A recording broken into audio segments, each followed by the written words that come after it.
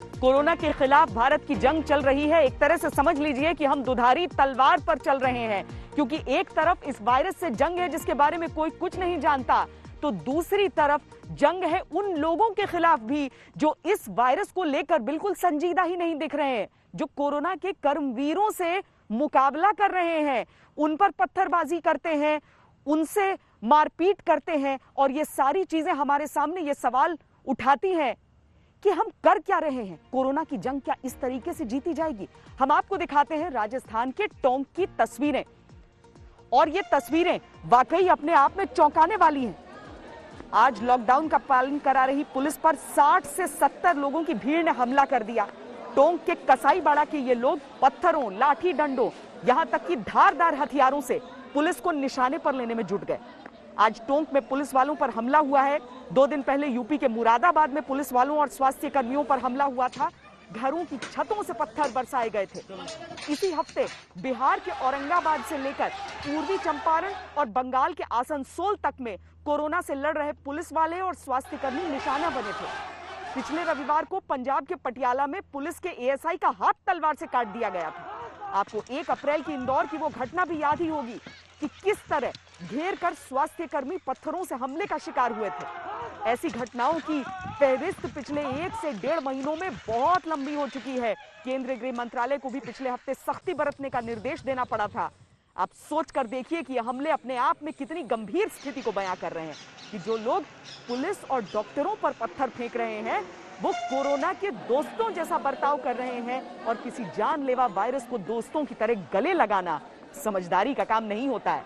Virus के खिलाफ लड़ाई के लिए जांच में सहयोग देना और समझदारी से काम लेना बहुत जरूरी है, लेकिन जो हालात नजर आ रहे हैं उसके पीछे नजर आ रही है तो सिर्फ एक तंग सोच और राजनीति भी। ये पुलिस के वो घायल सिपाही हैं जिन्हें कोरोना के संकट काल में भी अपनी ड्यूटी निभाने का खमियाजा भुगतना पड़ा है। राजस्थान में टोंक के कसाईबाड़ा में ये पुलिसकर्मी सुबह ड्यूटी पर थे। पुलिस वालों ने लॉकडाउन का पालन कराने के अपने फर्ज को निभाने में मुस्तैदी दिखाई थी, लेकिन 60 से 70 लोगों की भीड़ लाठी, डंडों, सरिया और दूसरे धारदार हथियारों से लैस होकर पुलिस वालों पर टूट पड़ी। एक ओर टोंक के इस कसाईबाड़ा के लोग लॉकडाउन के उल्लंघन पर आमादा थे और दूसरी ओर कानून के रक्षकों पर सामूहिक हमले का अपराध कर रहे थे। हमले में 3 पुलिसकर्मी गंभीर रूप से जख्मी हुए हैं तो 2 को मामूली चोटें आई हैं। इधर गाड़े के पास में बावड़ी चौराया और उनको इधर दे रहे थे अंदर जाने के लिए। 8-10 ढूंढ लगा के बैठे हुए थे, उनको भेज रहे थे अंदर। तो वो अंदर जाते एक को मतलब वहाँ इधर दे जितने उनकी पता नहीं क्या प्लानिंग थी क्या थी, सारे निकल के आ गए चिल्ला के। और हमारे सभी को घेर लिया, 5 थे वहाँ पर, 5 को घेर लिया और मारने लग गए। किसी के पास डंडे थे, किसी के पास पत्थर थे, किसी के पास हथियार भी थे, सरिये थे, जो सभी के पास बोले वो हथियार थे। ये पहली बार नहीं हुआ कि टोंक के कसाईबाड़ा में कोरोना के इस संकट काल में कोरोना के योद्धाओं को निशाना बनाया गया हो। इससे पहले आशा कर्मियों और पुलिस वालों पर हमला हुआ था। उस मामले में 11 लोग गिरफ्तार भी हुए थे। लेकिन जब आशा कर्मियों पर टोंक के कसाईबाड़ा में हमला हुआ तब दलील दी गई थी कि पुलिस की जीप सायरन बजाते हुए आई थी तो लोग चौंक गए थे। तो कोई जरा ये पूछे कि इस बार क्या हुआ, क्योंकि इस बार पुलिसकर्मी सादी वर्दी में थे। लेकिन उनके पुलिसकर्मी न होने का संदेह किसी को नहीं हो सकता था, क्योंकि पुलिस की टीम सरकारी जीप में मौजूद थी। हमारे कांस्टेबल सुबह गश्त करने के लिए गए थे। कर्फ्यू पे सख्ताई रखने के लिए लोगों का आवागमन था, तो पुलिस पार्टी के ऊपर हमला कर दिया। काफ़ी लोगों को हम पूछताछ के लिए लेकर आए हैं। अब रिपोर्ट के आधार पर उनका चिकित्सा परीक्षण हो रहा है, उसके बाद के अंदर करने के बाद में मुकदमा दर्ज करेंगे, जो भी कानूनी कार्रवाई करेंगे। हमला खुद में परेशान होने वाली बात है, लेकिन उससे भी बड़ी चिंता की वजह यह है कि जब पुलिस आरोपियों को लेकर थाने पहुंची तो उनकी पैरवी के लिए स्थानीय कांग्रेस पार्षद अमानतुल्लाह खान वहां पहुंच गए। पुलिस बहुत अच्छा काम कर रही है, लेकिन इत्तेफाक से पुलिस ने इस बार जो है सिविल ड्रेस के अंदर सिपाहियों को पहुंचा दिया। तो जो जवान वहां पर पहुंचे वो लोग ये समझे कि कोई पुलिस नहीं है, ये अलग लोग हैं। तो उन लोगों ने ये उन पे जनता पे हमला किया, तो उसके जवाब के अंदर उन्होंने भी उन पर हमला किया और इस तरीके से अनजाने में ये घटना घटित हुई है। घायल पुलिसकर्मियों ने बताया कि वो तंग गलियों में जान बचाने के लिए भाग रहे थे और छतों से पथराव हो रहा था। इस तरह की दृश्य और हरकत दोनों ही घिनौने हैं, लेकिन उससे भी ज्यादा घिनौना हमारी राजनीति है, जिसकी वजह से आरोपियों को पकड़ने में 6 घंटे से ज्यादा का वक्त लगा। टोंक पुलिस ने 15 लोगों के खिलाफ मामला दर्ज कर उनमें से 7 लोगों को गिरफ्तार कर लिया है। लेकिन ऐसे मामलों को क्या सिर्फ अज्ञानता और अशिक्षा जैसी वजहों के पीछे ढकने की कोशिश की जा रही है? क्या सोच को जिम्मेदार नहीं ठहराया जाए? क्या राजनीति को कटघरे में ना खड़ा किया जाए? कोरोना की मार ऐसी है कि न वो वजहें देखेगी न मजहब पूछेगी। जिस टोंक में 2-2 बार हमले हुए, वहां शुक्रवार दोपहर 2 बजे तक 84 केस हो चुके हैं, जबकि पूरे राजस्थान में 1193 केस हो चुके हैं।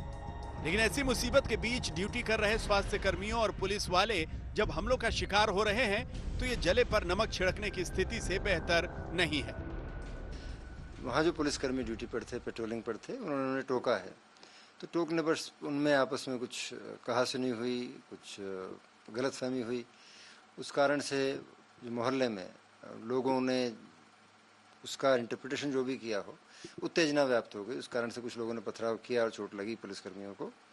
हम इस घटना को गंभीरता से ले रहे हैं और जिला एसपी को भी निर्देशित किया गया है वो सुनिश्चित करें कि कम्युनिटी में भी इस तरह का कन्फ्यूजन और मिसअंडरस्टैंडिंग दोबारा डेवलप ना हो। कर्फ्यू की पालना मोटे तौर पर लोग अच्छे से कर रहे हैं और कुछ एक्स्ट्रा इंसिडेंट का दुखा हो वो भी ना हो, इसका हम प्रयास कर रहे हैं।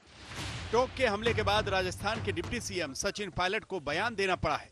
उन्होंने ट्विटर पर लिखा, जो भी हिंसा में शामिल होगा उसके खिलाफ कार्रवाई होगी। हर एक की सुरक्षा के लिए कर्फ्यू लगाया गया है। आदेशों का कोई उल्लंघन नहीं कर सकता है। पुलिस, डॉक्टर और प्रशासन सबको सुरक्षित रखने के लिए कड़ा प्रयास कर रहा है। कोरोना के खिलाफ लड़ाई में हमें एकजुट होने की जरूरत है। लेकिन सवाल यह है कि क्या ऐसे हमलों को सिर्फ कानून की कड़ाई से रोका जा सकता है? उत्तर प्रदेश की सरकार तो ऐसे हर एक मामले पर सीधे एनएसए लगाने का फैसला कर चुकी है। लेकिन क्या इस पर राजनीतिक एकजुटता की जरूरत नहीं है? क्योंकि किसी अफवाह के चलते, तंग सोच का शिकार होकर के, किसी गलतफहमी की वजह से ऐसे मामलों की बाढ़ आई हुई है। इसी 12 अप्रैल को पंजाब के पटियाला की सब्जी मंडी में पुलिसकर्मी का हाथ ही तलवार से काट दिया गया था।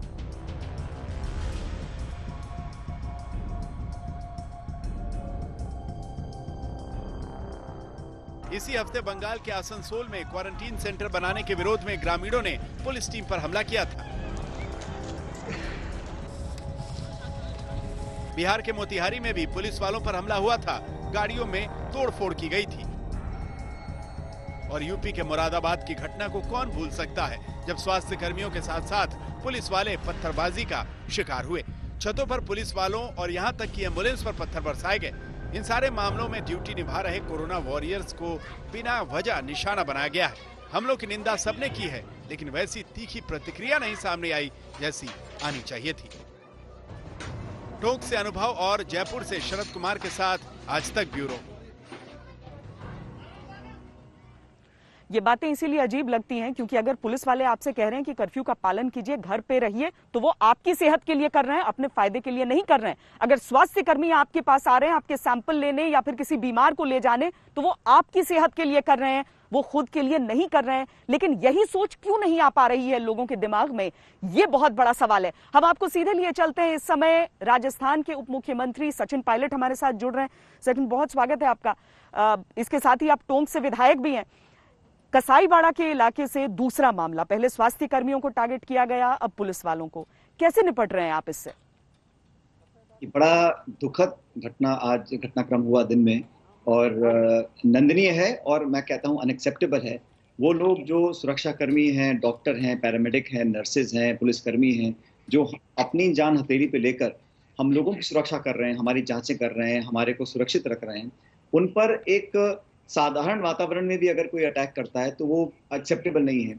और खासकर अब जब क्राइसिस चल रहा है और वो अपनी जान की परवाह करे बिना हमारे बीच में आकर हमको सुरक्षित रख रहे हैं, उनके खिलाफ अगर कोई कार्रवाई करता है, वो कोई भी व्यक्ति हो, किसी जाति, बिरादरी, धर्म, समुदाय, पार्टी कहीं का भी हो, उसके खिलाफ सख्त कार्रवाई हम करेंगे।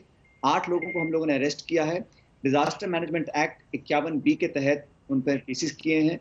Assault and public servant IPC 332 और 353, 307 अटेम्प्ट टू मर्डर, ये 8 लोगों पर हम लोगों ने उनको अरेस्ट किया है और अब तफ्तीश हम लोग चालू कर रहे हैं।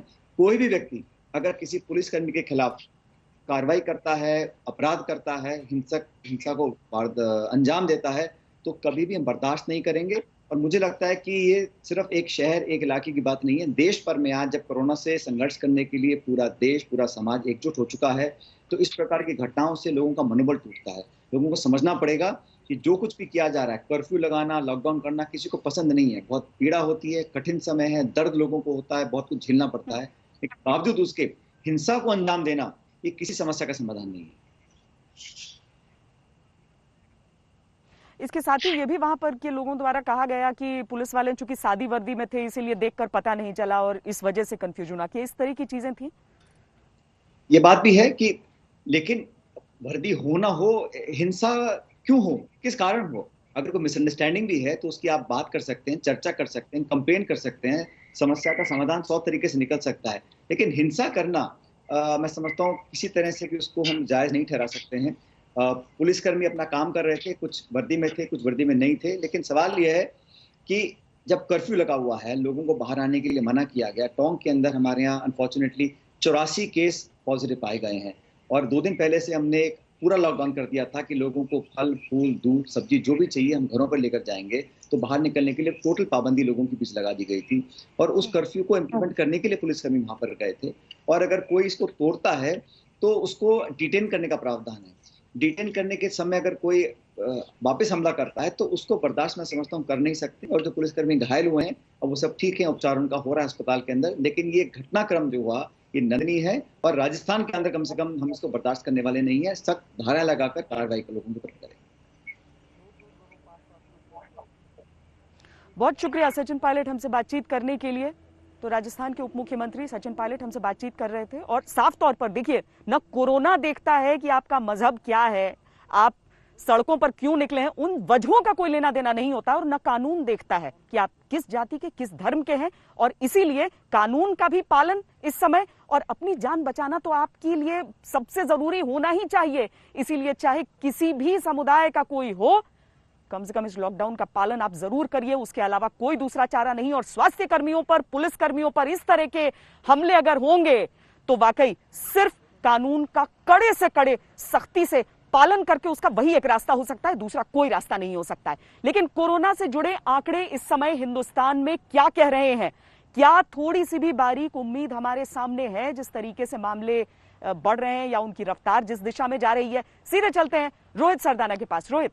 बिल्कुल श्वेता, अपने दर्शकों को हम दिखाएंगे कोरोना इंडिया डैशबोर्ड के जरिए भी, और यहां विशेष कुछ ग्राफिक्स हमने उनके लिए तैयार किए हैं डेटा को लेकर, उनके जरिए भी कि आखिर भारत में इस समय स्थिति क्या है।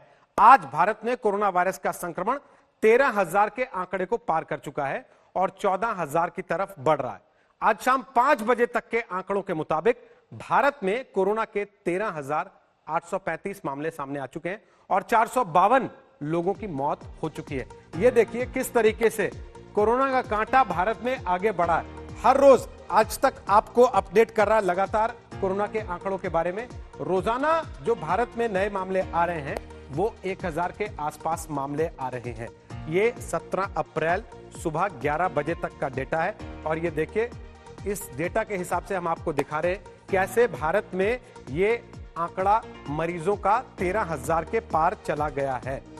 ये आंकड़ा क्योंकि लगातार अपडेट होता है तो ये शाम 5 बजे तक का आंकड़ा अब आपको हम दिखा रहे हैं। 17 अप्रैल को 13,835 आंकड़ा हो चुका है। अब जब हम बात कर रहे हैं अब राज्यों के हिसाब से अगर आप देखें तो सबसे ज्यादा प्रभावित राज्य महाराष्ट्र है जहां 3,205 मामले हो चुके हैं।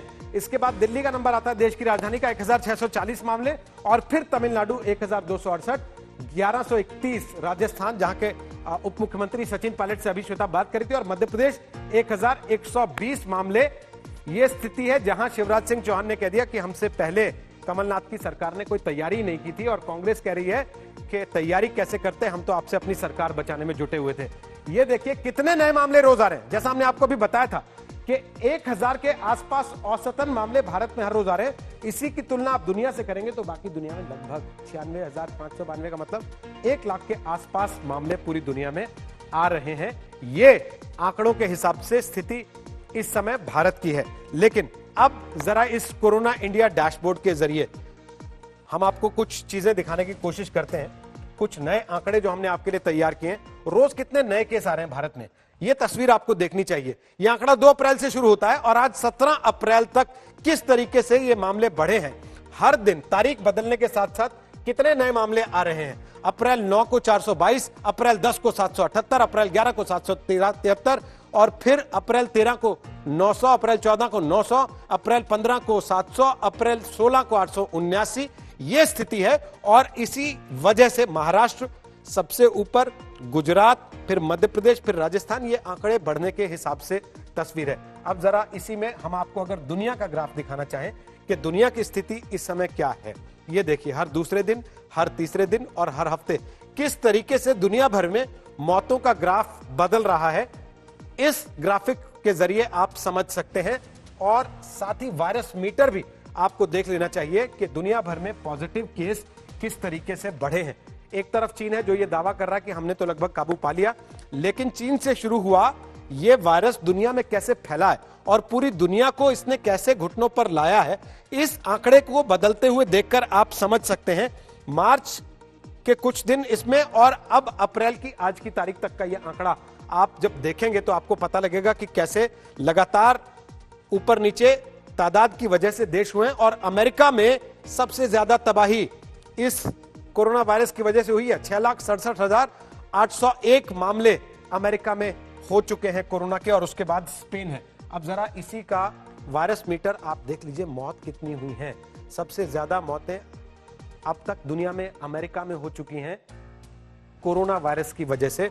और जैसे जैसे आप ये ग्राफ देख रहे हैं लाल रंग का बढ़ता जा रहा है, ये आपको बता रहा है कि मौत का ग्राफ, मौत का आंकड़ा किस तरीके से आगे बढ़ा है कोरोना की वजह से। ये अमेरिका आप देख रहे हैं जो लगातार ऊपर चढ़ता गया है और फाइनली अमेरिका सबसे ऊपर है। भारत इसमें आपको केवल रेफरेंस के लिए, जानकारी के लिए दिया गया है। भारत 6ठे नंबर पर नहीं है दुनिया में मौतों के मामले में। 448 कुल भारत में अब तक लोगों की जान गई है। अप्रैल 16 का यह आंकड़ा है और अमेरिका में 32,916 लोगों की जान अब तक जा चुकी है। तो चलिए वापस श्वेता के पास चलते हैं। इन आंकड़ों को देखने के बाद DIU के संक्रमण मीटर की मदद से भी आपको एक चीज दिखाते हैं हम कि कौन सा वायरस कितनी तेजी से फैलता है। मीजल्स यानी कि खसरे का वायरस जिसको आप कहते हैं, ये देखिए 1 से 16 लोगों में फैलता है, यानी कि एक आदमी 16 लोगों को सीधे सीधे तौर पर संक्रमित कर सकता है, खसरे का वायरस। लेकिन इसके बाद दूसरा जो आपको हम तस्वीर दिखा रहे हैं सार्स के वायरस की, वो क्या कहता है, 1 से 3.5 लोगों में संक्रमण होने की आशंका सार्स के वायरस से रहती है। ये देखिए, ये तस्वीरों के जरिए हम आपको दिखाने की कोशिश कर रहे हैं, यानी कि सार्स का वायरस एक आदमी में हो तो वो 3.5 लोगों को और नुकसान पहुंचा सकता है, उनको संक्रमित कर सकता है। अब कोरोना जो कि इन दोनों के मुकाबले कम घातक माना जा रहा है, 1 से 2.5 लोगों में कोरोना फैल सकता है, लेकिन कम घातक होने के बावजूद ये सबसे ज्यादा घातक इस समय क्यों लग रहा है? क्योंकि इसकी कोई दवा, इसका कोई वैक्सीन दुनिया के पास अभी तक उपलब्ध नहीं है। इबोला 1 से 2 लोगों में संक्रमण करने वाला वायरस है। कौन सा वायरस ज्यादा फैलता है, ये हमने संक्रमण मीटर के जरिए आपके लिए आज ढूंढकर निकाला है। और इन्फ्लुएंजा ये भी 1 से 3.5 लोगों में सार्स के वायरस की तरह ही 1 से 3.5 लोगों को संक्रमित करने वाला वायरस है।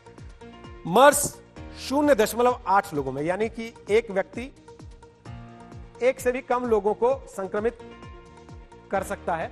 ये मर्स वायरस है, ये धीरे धीरे फैलता है। अब ये देखिए, सभी वायरस आपके सामने एक साथ हमने रखे हैं, लेकिन कोरोना आप देखने पर अगर ऐसा महसूस कर रहे होंगे कि इनके मुकाबले कम खतरनाक है तो इसको लेकर इतना हंगामा क्यों है, तो उसका बहुत बड़ा कारण यह है कि दुनिया के पास अभी तक कोरोना की दवाई नहीं है। पूरी दुनिया में अभी तक रिसर्च ही चल रहा है कि कोरोना का वैक्सीन बन जाए और उससे दुनिया को निजात दिलाई जा सके। देखिए, अमेरिका जैसा देश है जो सवाल खुलकर उठा रहा है, वरना चीन ने जिस तरह का दबाव बनाया, इटली जैसे देश पर जब दबाव बनाया गया तो इटली अपनी फ्लाइट्स तक को कैंसिल नहीं कर पाया वुहान से, और कितना जोर से संक्रमण वहां फैला था सबने देखा था।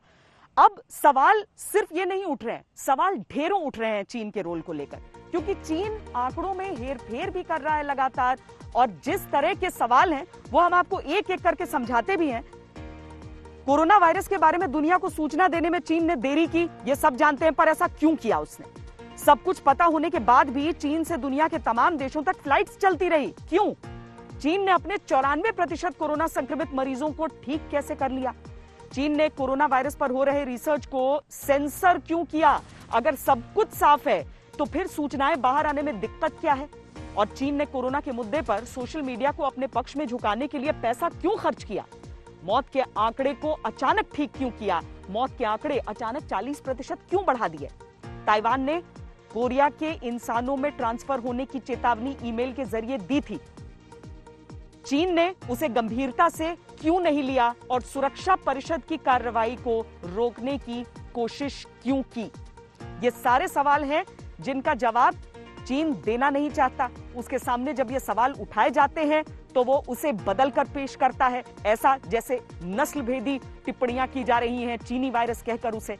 लेकिन जब तक इन सवालों के जवाब हमारे सामने नहीं आएंगे तब तक हमारे वैज्ञानिक आखिर कैसे रिसर्च करके तैयार करेंगे वो वैक्सीन जो मानवता के काम में आएगा, इंसानों की जान बचाएगा? हमारे साथ रोहित चूंकि लगातार जुड़े हुए हैं, और रोहित आपके पास वो तमाम आंकड़े हैं, क्या कुछ इस तरह के भी आंकड़े हैं जो ये बताते हैं कि चीन किस तरीके से अपने मौत के आंकड़ों को छुपा रहा है और अब कैसे 40% अचानक उसने बढ़ा दिया? बिल्कुल श्वेता, इस बात को लेकर पहले से सवाल उठ रहे थे। कोरोना वायरस को लेकर दुनिया के कई देश इस बात की आशंका जता रहे थे। ये बात आखिर लगता है सच हो रही है। अमेरिका ने कई बार चीन पर कोरोना वायरस से हुई मौत का आंकड़ा छुपाने का आरोप लगाया था। आज चीन ने कई दिन के बाद वुहान में हुई मौतों के जो आंकड़े सामने रखे, ठीक करके रखे हैं, बताया जा रहा है। इन आंकड़ों के मुताबिक चीन में 4632 मौतें कोरोना वायरस की वजह से हुई थी, और जबकि इसके पहले यह आंकड़ा काफी कम बताया गया था। चीन ने अचानक से 1290 मौतों की जानकारी पूरी दुनिया को दी।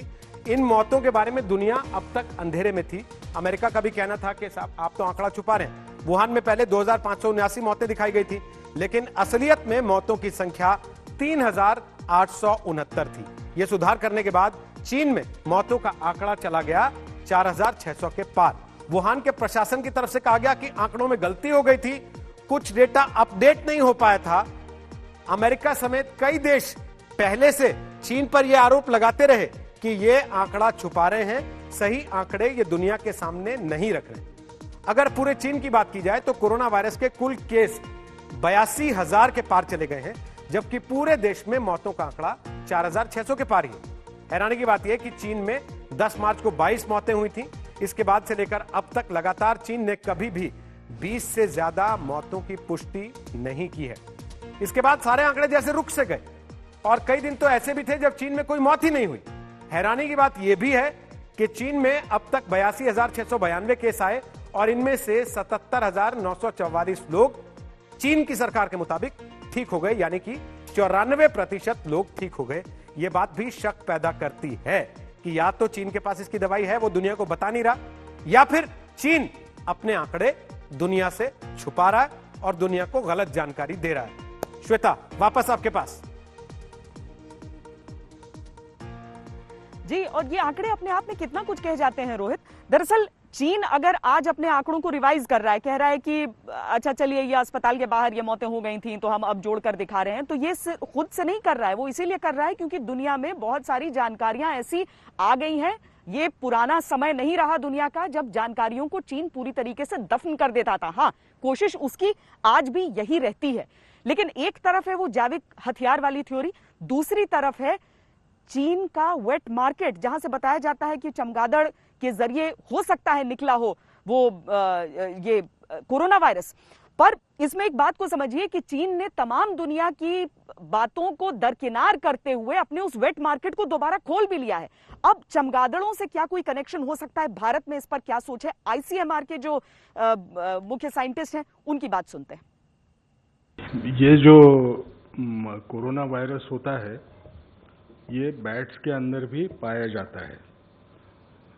चाइना में जो भी रिसर्च हुआ उसमें एक चीज़ का पता चला कि जो वायरस हम लोगों में आया है वो या तो बैट्स में का वायरस ऐसे म्यूटेशंस डेवलप हुए जिससे वो इंसान के अंदर भी जाने की क्षमता रखता होगा और बीमारी करता होगा, उस किस्म का विषाणु बन गया और आया। नहीं तो दूसरा एक कहा जाता है कि ये बैट से पैंगोलिन करके एक मैमल है इंसान के वैसे, उसके अंदर आया होगा और वहाँ से वो इंसान में आया होगा। लेकिन ये सवाल शायद इसलिए पूछा जा रहा है क्योंकि हमने बैट्स के इसमें जो इमर्जिंग इन्फेक्शियस डिसीजेस होते हैं उनके कोई विषाणु पाए जाते हैं क्या, इसका सर्वेलेंस शुरू किया था। उसमें हमको दिखा कि दो किस्म के बैट्स जो होते हैं उनमें कोरोना वायरस दिखाई दिया, लेकिन वो बैट का कोरोना वायरस था, वो इंसानों में आने की काबिलियत का नहीं था। बैट से इंसान में आने की घटना एक सादे तौर पे समझाने के लिए बोलता हूँ, 1000 साल में एक आध बार होती होगी। जब कोई वायरस स्पीसीज चेंज करता है तो वो बहुत रेयर इवेंट होती है और उस किस्म से वो इंसानों में आता है। तो कोरोना के काल में जब सब कुछ बहुत ही बुरा सा दिखता है तब आपको एक थोड़ी उम्मीद वाली खबर भी दे दें, वो ये कि इंटरनेशनल मॉनेटरी फंड जो है IMF, उसने अपनी तरफ से जो भारत को लेकर, भारत की अर्थव्यवस्था को लेकर बात कही है वो थोड़ा सुकून देने वाली है। इस साल तक पूरी दुनिया में ज्यादातर देश आपको माइनस में जाते हुए नजर आएंगे, लेकिन भारत 1.5% से ऊपर, और अगले साल का जो प्रोजेक्शन है उसमें भारत की जो विकास दर है वो 7% से ऊपर जाने की उम्मीद जताई जा रही है।